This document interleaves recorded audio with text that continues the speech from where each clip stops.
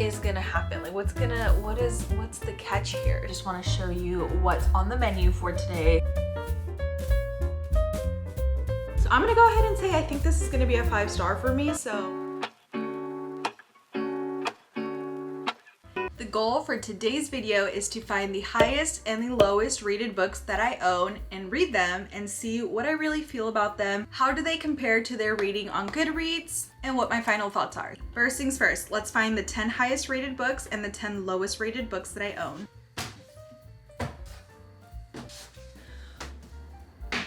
Whew. Okay, I'm done collecting books. Here are my 2 stacks. I have my lowest rated books here right behind me and then my higher rated books here. Let's go through our lower rated books first. So first off, we have Anita Del Monte Last, which is a Reese's book club pick from last year that I was really excited to read. It's just sat on my TBR and I just haven't gotten around to it yet.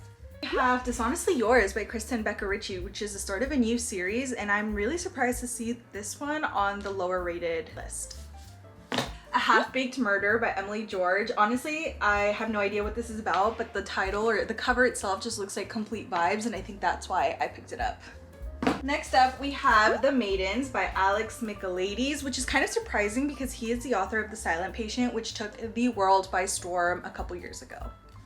Next, we have Some Questions for You by Rebecca Mackay. I've had this one also on my list for a while now, and I just haven't gotten around to it. Next, we have Cassandra in Reverse, which is also a Reese's book club pick, actually. I don't know why it doesn't have the sticker on here, but that's the reason I picked this up originally. And I think this one's sort of like a time travel, which honestly is not my favorite. Next up, we have The School for Good Mothers by Jessamine Chan, selected as one of Barack Obama's summer 2022 reading list picks. I think this one is more sort of dystopian. I think that's the vibe this is giving. We have The Chicken Sisters, and I honestly, another Reese's book club pick book, sad, but this one has like a TV or movie adaptation coming out soon, so I do want to read this. Did my camera die in the middle of the last clip? Yes, it did. Anyway, moving on. Next up, we have The Fury, another book by Alex Michaelides, which is kind of sad, I guess. But anyway, this is a thriller mystery, more of a psychological type of thriller. So I have had this literally since it came out maybe a year or 2 ago and just haven't gotten around to it. And last but not least, the book that we're going to be reading in this video is The Club. That was so anticlimactic, sorry. This is The Club by Ellery Lloyd, another Reese's book club pick. Reese's book club is one of my favorite book clubs. What's going on? This is also a thriller mystery, which I'm not too surprised, honestly, to see thriller mysteries on this lowest rated list, because thriller mysteries kind of just have one goal, and it is to keep you on your toes, have some plot twists, and have like a not so guessable ending. And if it doesn't have those things, then I can see why people would rate them lower. So I am still interested to see what I'm gonna think of this book, and if it's gonna be at all anything similar to the Goodreads rating of 3.29 stars, which is kind of on the lower end. I mean, these ratings are out of 5, and an average rating of 3.29 is not the best. So this is gonna be the first book that we're going to be reading in this video. Now let's move on to our highest rated list. Oh my goodness, those are kind of heavy. First up, we have The Four Winds by Kristen Hanna. Now this is not surprising because Kristen Hanna, phenomenal author, one of my favorites, and I actually cannot wait to read this ASAP. Next, we have The Things We Leave Unfinished by Rebecca Yarros. This is actually a newer addition to my TBR, and this is a romance book, which I've never read a romance book by Rebecca Yarros. Next, we have The Alice Network, a Reese's book club book, so yay, that's exciting. We have Range. This is a historical fiction book. Next, we have a big chunker, and that is 11/22/63. A lot of you are going to be upset to see this because this has been on my TBR multiple times. I've wanted to read it, just incredibly intimidated by this length, but I'm not surprised. This is Stephen King. Next, we have Fuel the Fire by Kristen Becca Ritchie, which is an Addicted series book, and this is like book maybe 7 or 6 in the series, so it's like deep down there. I am very surprised to see this as one of the higher rated books that I own. Oh, you know what? I know why. It's a Rose and Connor book. They're the best. They're my favorite. Next, we have Hood Feminism, Notes from the Women That a Movement Forgot. This is a nonfiction book, very short, but it seems like it's one of those reads that are going to be very informational and educational. We have Iron Flame by Rebecca Yarros, another really thick book with a really small font, and honestly, those are the reasons I haven't read this yet, but this is book 2 in the Empyrean series. I will say I don't know if I'm going to be continuing this series. On to our top three. So the third highest rated book that I own is Silka's Journey by Heather Morris. I believe this is kind of like a spin-off from The Tattooist of Auschwitz, which I loved that book when I read it. I think it was a 5-star read for me. I remember I was like bawling to it, so I have been meaning to read this. I just haven't. Second place goes to Demon Copperhead by Barbara Kingsolver. This one is actually really high on my TBR list. I want to get to this as soon as possible. I've heard nothing but great things about this, and I got a Barnes & Noble exclusive edition, so it's just absolutely beautiful, and it has these sort of like feathered edges, which I love to see in a book. Oh, this is an Oprah's book club pick. Equal parts hilarious and heartbreaking. Yeah, I'm gonna have to read this one really soon. But the book that we will be reading in this video, the highest rated book that I own, which should come to no surprise to anybody, it's The Women by Chris and Hannah. So that's really funny that Chris and Hannah tops the highest of my highest rated books that I own, and also the 10th highest rated book that I own. Again, not surprised. This is historical fiction about the Vietnam War, and it is a women-led story, which I love that because I feel like Chris and Hannah just does an amazing job of giving women stories, especially ones that I feel like are very easily overlooked, like a war historical fiction story, but it's all about women. Like, I love that. So I'm very excited to read this. This was, I think, Goodreads like #1 historical fiction book last year. Like, it won a lot of prestige and just relevance last year. I feel like everybody was talking about this, and for a good reason, I'm sure. So I cannot wait. Historical fiction has a very big spot in my heart. I love stories like this, and I cannot wait to read this. And then where did our, oh. So these are the two books that I will be reading in this video. We have The Club and we have The Women. They differ a lot with their ratings, but I'm interested to see if I find any similarities or just how these two books compare against each other. Now, which one do I want to start with? I think I want to start with the shorter, lower rated one so we can end this video off on a bang, hopefully. So I think I'm gonna go with The Club. It's actually really short, so it should be a fast read. It's only, yeah, less than 300 pages, and it's a thriller mystery. It says a smart, stylish, and savage thriller up here in the blurb, so it should be fun. I think we're gonna go with this. Now I have to pick up this huge mess. You can't even see the full extent of it, but it is here.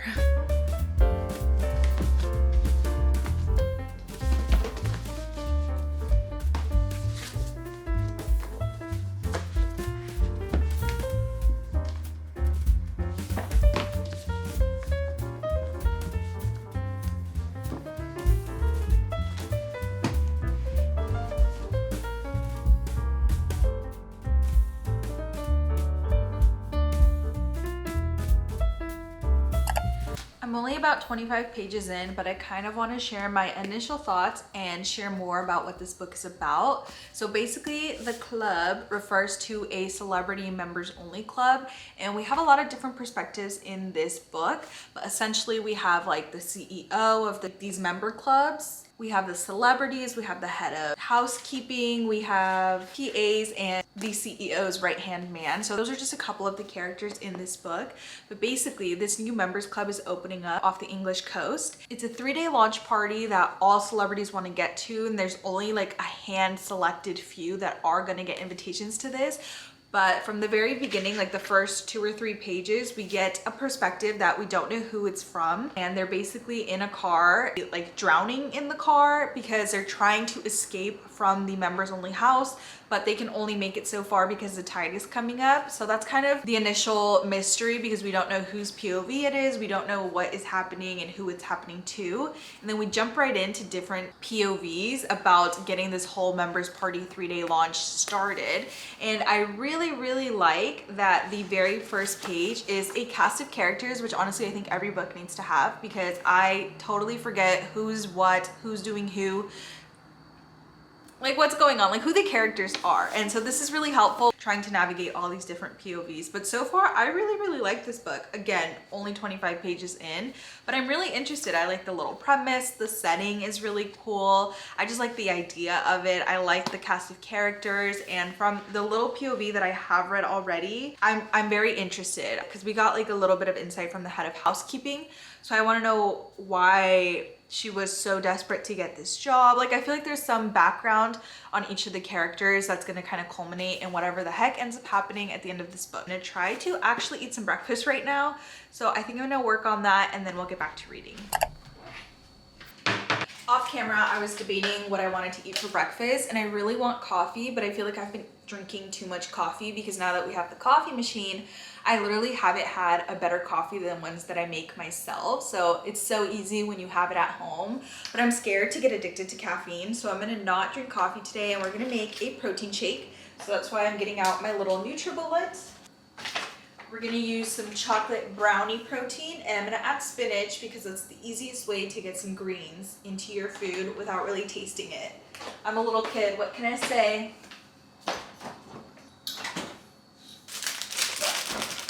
And then I'll probably end up having like rice cakes with peanut butter because I love peanut butter. No one would ever be able to take that away from me. That's like my favorite thing in the entire world. That feeling when you actually finish the spinach bag before it goes bad.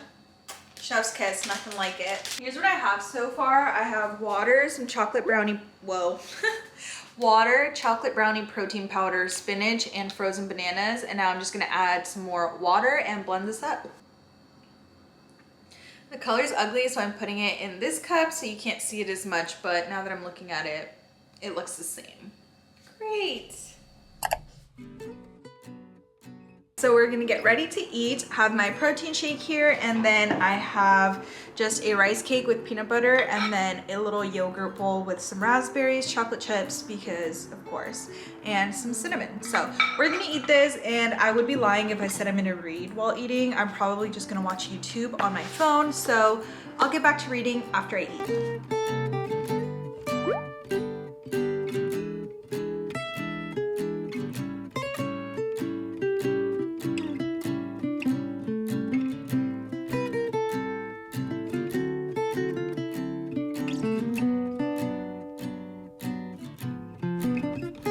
It's the next day, and I'm coming at you with a little update for the club. I am 100 pages in now exactly, and I feel like I still feel the same way I felt in the beginning. Still pretty interested. I feel like the premise is still kind of shaking out, so I don't really know exactly what's going on. We are getting multiple POVs, so I will say the list of characters is very helpful in that sense, and I feel like a lot of their little like paragraphs are ending on cliffhangers, so it keeps you attached. Like for example, okay, here, like one of the characters' names is Nikki, so you'll read like her passage and then like it'll switch to a different character. Also, I think I mentioned how it started out with like a car being submerged underwater, and we keep going back to like that timeline of after, I guess, whatever happens after the 3-day stay. And so we're now getting like interviews with different people about that time, kind of reflecting. So it's like very like mysterious and suspicious. So I really have no idea. I'm not like faulting anyone at this point, but it is keeping me on my toes. I am reading it a little bit slower than usual. Don't know if it's me or if it's the book, but I guess we'll figure that out the more I get into it.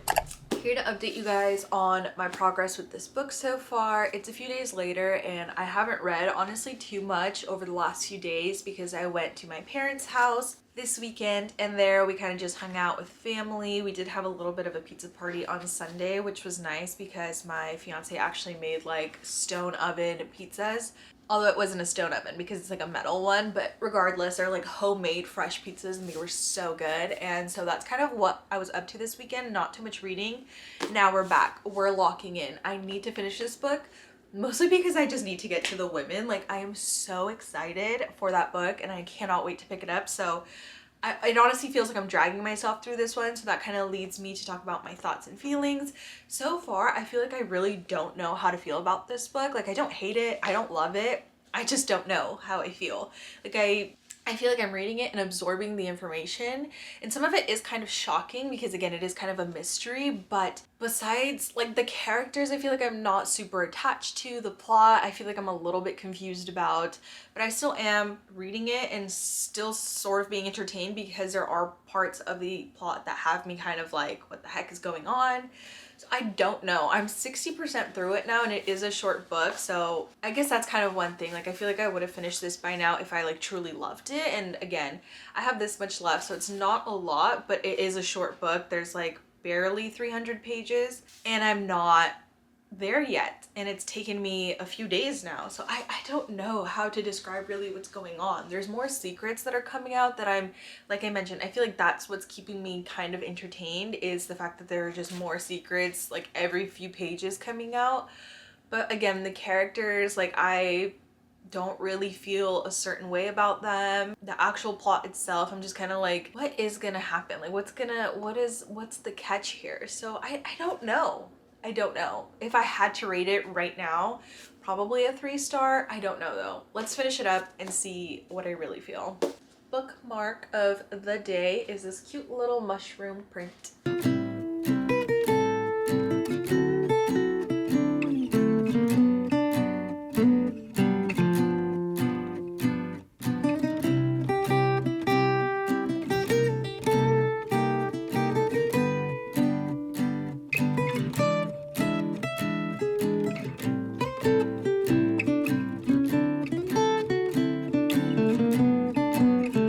I finally finished the club today while at work, and I will say I actually ended up rating it 3 stars, so it honestly does fall in line with what the Goodreads ratings are, because I think the Goodreads ratings were like 3.29, 3.3, so 3 stars. I will say this kind of gave me like White Lotus vibes, because it's taking place at this like members only club, and there's like different storylines of all these different people happening at the same time, and they're all in the same place, but they don't all really know each other. And there was just a lot of secrets coming out. I do like that there's a lot of women who were like centered in their point of view and like as the main plots of the story. So I really liked that, but honestly, yeah, it's not my favorite book. It is the second 3-star read that I've had back to back, so that's a little unfortunate. Switching gears, we're gonna start The Women tonight. A little scared because I don't know if I'm like coming into a book slump or what's going on, but I've never read a Kristen Hanna book that didn't hook me right away, so anything's possible, I guess.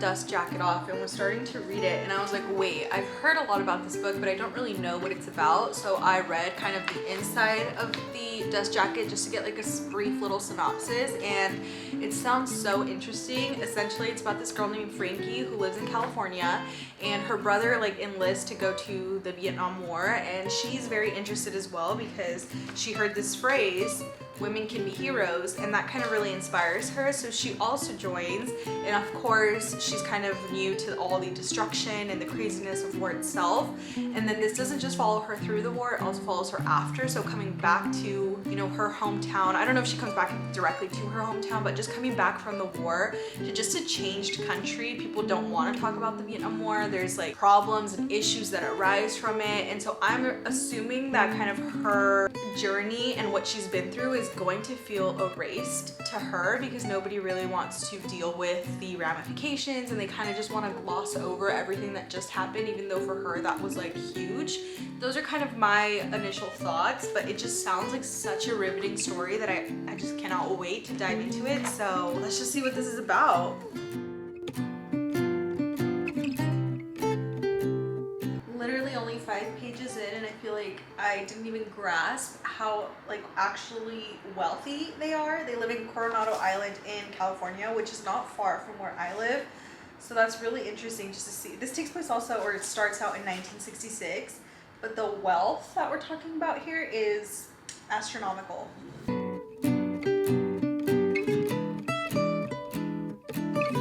20 pages in, and I already want to get emotional. This is what Kristen Hanna does.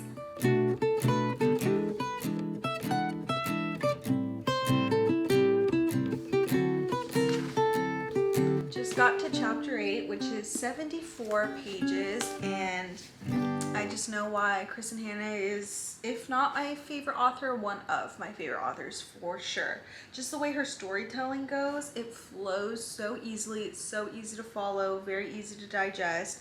The characters are minimal, but you really kind of start to get to know them, get attached to them, honestly, and just the actual plot already is so you're in the thick of it already. It's fast moving, but it doesn't feel that way, if that makes sense. I think it also has to do with just the way historical fiction is usually written. It sometimes can be intimidating because you're gonna feel like it's gonna be boring, but this is anything but boring, honestly. I am completely interested and engaged.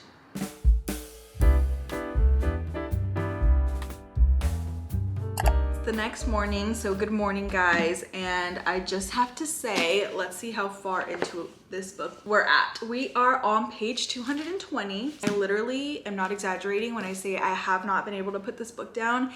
It has just completely consumed me. I didn't even want to put it down last night, but like I had to go to sleep, and then this morning like I just kind of woke up a little early, started reading. I am obsessed. It's so funny to think that if I was even half as interested in the first book, The Club, that I was reading earlier in this video, and I was reading it at this pace, I would have been like almost done with it, because that book was like right around 300 pages and I'm already 220 pages into this one in just a couple of hours. I'm absolutely obsessed, and I will say I think I'm gonna be bold and have this be a 5-star prediction, just because I know Kristen Hanna's writing. I am already a huge fan of this book. It has made me a little bit emotional already. The story is just so powerful, and I already know we are really just in the middle of it. Like there's so much more that's still going to happen and work itself out.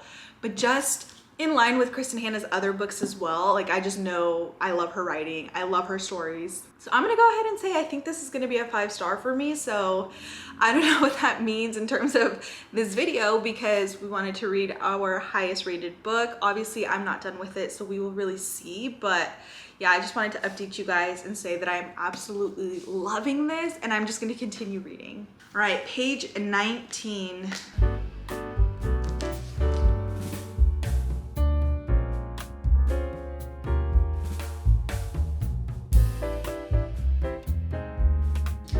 About to make breakfast, but I just can't stop thinking about the book, and it's obviously about war. I just feel the losses like so profoundly, like if this were actually happening to me and not our character. So I am not okay. This is like, it's crazy how a book, fiction, words on paper can make you feel like this. And I think that goes to show just how great of a writer Kristen Hanna really is, because she does historical fiction, but she definitely, you can just tell her work oozes research and actual information, that this feels so real. Even though the story itself is not real, I'm sure it's taken from a myriad of experiences from women nurses during the Vietnam War. So it's just so almost unsettling because of how like shaken up I feel. Got my breakfast ready, and I just want to show you what's on the menu for today. So we have this sort of like muesli type of cereal. It's like healthy cereal, but I have some milk and banana with it.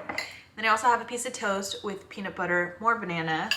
And then of course we have to have our coffee. I just used a like pre-made Whole Foods like latte. Sometimes they just had them like refrigerated. So this is their Vietnamese cold brew, which, wow. I'm reading about the Vietnam War and I'm drinking Vietnamese coffee, so perfect. But I actually think I'm not going to read while I eat, because I need to just like take my mind off the book right now. It's pretty heavy. So we're going to watch some YouTube and then we'll get back to reading later.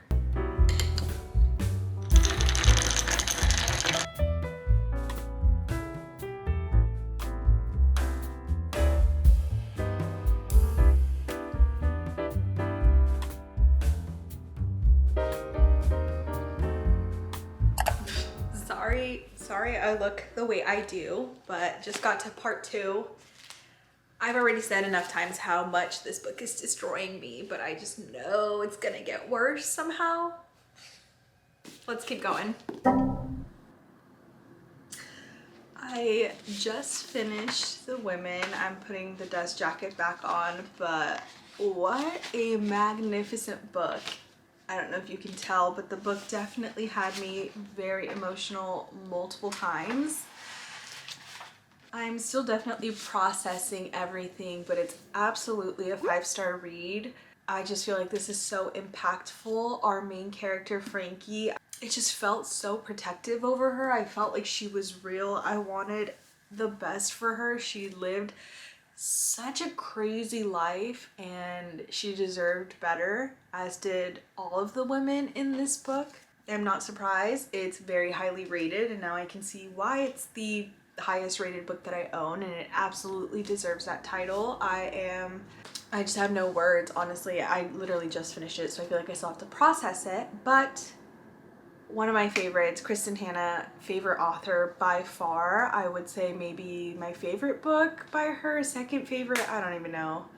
5 stars though. I'm gonna go sleep because it's like 10 p.m. now, and yeah, this was a lot, but it was phenomenal. Hey, hi guys, it's the next day and I'm ready to share kind of my final thoughts over the 2 books that we read in this video. The first one being The Club. I ended up rating this 3 stars. I feel like I didn't really give too many thoughts and opinions. When I finished this book, I like immediately dove into this one just because by the time I was done with it, it was like relieving because it did take me a while to get through. I did feel like I was dragging on through it. Now looking back, I will say I did enjoy the story. I thought it was creative. I thought it was good. I would still recommend this book even though I rated it 3 stars.